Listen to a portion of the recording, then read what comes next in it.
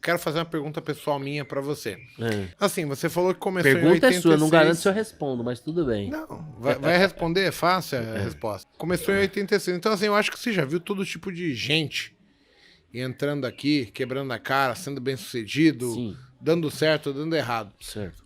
Mas, assim, se você fosse pontuar os que deram certo, qual era a maior característica? E os que deram errado, qual é a maior característica do cara?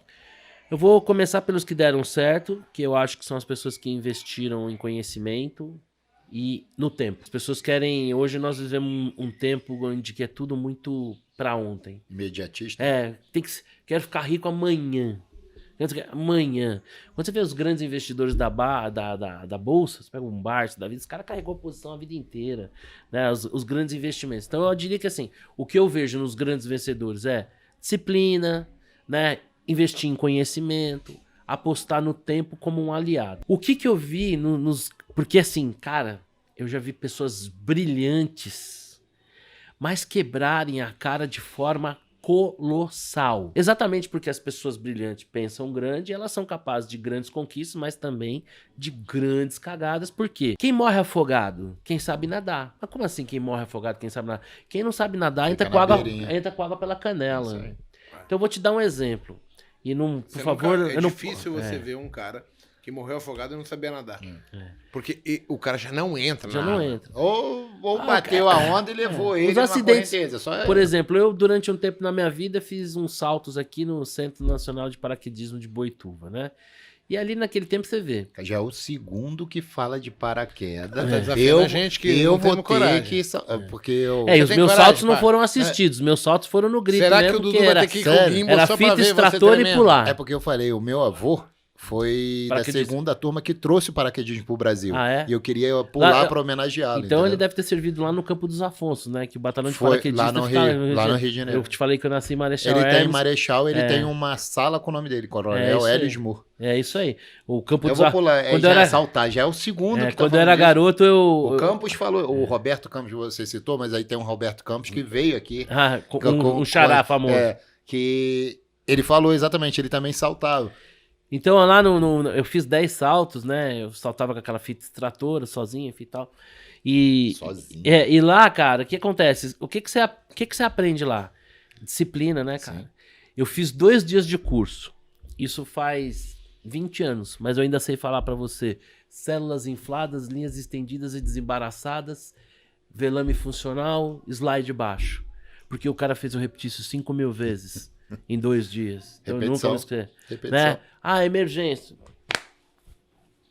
Né? Então, eu acho que assim, cara, dos ganhadores, eu acho que é disciplina, conhecimento, investir em conhecimento, método, repetição, treinamento e o tempo.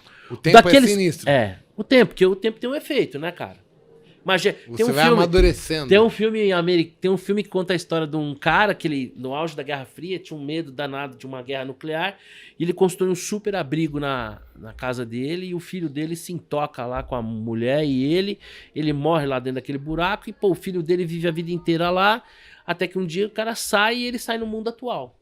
E ele tinha uns cards de beisebol que era dele de criança. Ele sai milionário de lá. Porque ele preservou aqueles cards, e aqueles cards valem 300 mil, 400 mil, 1 milhão. Mostrou o quê? O valor do tempo, né? Imagina o cara que comprou essas ações. Então, eu acho que os grandes ganhadores são os caras que eles apostam no tempo e tiram proveito do erro do momento. Sim. Porque o mercado ele é soberano, mas o mercado erra, né? Mas aí é onde que a pessoa tem que entender também, aí vem muita da gente que fala assim, não, eu sou trader, então daqui a 5 anos eu tô consistente. Mas não adianta nada também você fazer por muito tempo a coisa errada. Sim, que você vai gastar o tempo da sua vida à toa. E a pior coisa que pode ter no mercado é você ganhar errando, né? Exatamente, que aí te dá confiança. Ficar arrogante. Ele vai te dar confiança ganhar errando. Da maneira errada. E aí entra naquilo que eu chamo dos maiores erros que vocês me perguntaram. Então, assim, eu atendi 2 grandes investidores, que eles eram excelentes analistas. Eles conseguiam olhar uma empresa e enxergar o potencial delas. Eles conseguiam fazer uma análise macro e inserir o potencial dessas empresas dentro dessa análise. Eles eram caras assim que tinham uma intuição incrível, no sentido de ser quase que parte deles lidar com esses números, né? E o que esses dois caras têm em comum? Eles acreditavam tanto na análise deles, e eles estavam certos, tá? Eles acreditavam tanto na análise deles, que eles desconsideravam o acaso. Desconsideravam o que poderia acontecer, independente daquilo que estava previsto no fundamento. Então, eu vou dar o exemplo de um. Um deles tinha uma posição enorme numa companhia, posição super alavancada, de 1 para 5 vezes. Nós estamos falando aqui de centenas de milhões. E eu fui jantar com esse camarada e perguntei para ele o seguinte: você tem noção de quantos pregões você tem desse papel? Ah, nunca parei de fazer essa conta. Falei, você tem meio mês. 15 dias para desfazer a posição. Então você tem, assim, se eventualmente acontecer alguma coisa, num cenário normal, você levaria meio mês para desmontar sua posição que está alavancada de 1 para 5. Eu acho que seria prudente a gente tentar procurar um banco, alguma coisa, para comprar umas puts sintéticas fora de mercado que a gente pudesse acionar a qualquer momento. Sim. Ah, não, com o dinheiro que eu vou gastar isso, eu compro mais ação, porque essa empresa tá muito barata. E ele tinha razão. E tava mesmo.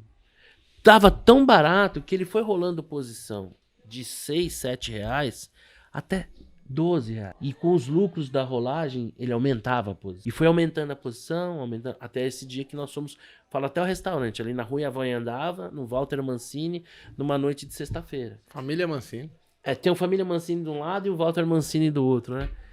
E aí eu falei isso pra ele. E falei, olha, se pegarem o Obama fazendo alguma besteira lá no jardim da Casa Branca, Tu tá ferrado. você tá ferrado? E aí veio a crise da Grécia, numa quinta-feira. Isso é 2010. A ação tava 12 e na terça-feira ela tava... Não, tava 8,60. Faz a conta, quantos por cento dá? E ele tentando sair, derruba o preço. Não, o que aconteceu? Virou zero a posição dele, virou pó. Virou pó. Só não ficou devendo, e agora eu vou contar uma história pra vocês, porque eu saí vendendo a posição dele. Eu perguntei pra ele, você vai mandar a margem amanhã? Que é essa época que o Igor falou. Ah, não preciso ver, não sei. Como ele gaguejou, eu falei, então tá. E eu comecei a vender a posição dele. E aí, a certa altura, eu falei pra ele, ó, já vendi tanto da tua posição. Ah, mas eu não mandei vender. Eu falei, ó, no call de fechamento tá dando tanto de day trade. Você não quer? Só que é o seguinte, ou você fica com a posição vendida, eu vou zerar aqui na carteira própria da corretora. Ah, então eu fico com a posição. Então, se nós não tivéssemos saído naquele de um começo, não teria tido tempo. Por quê? Porque o mercado é cruel. Sim.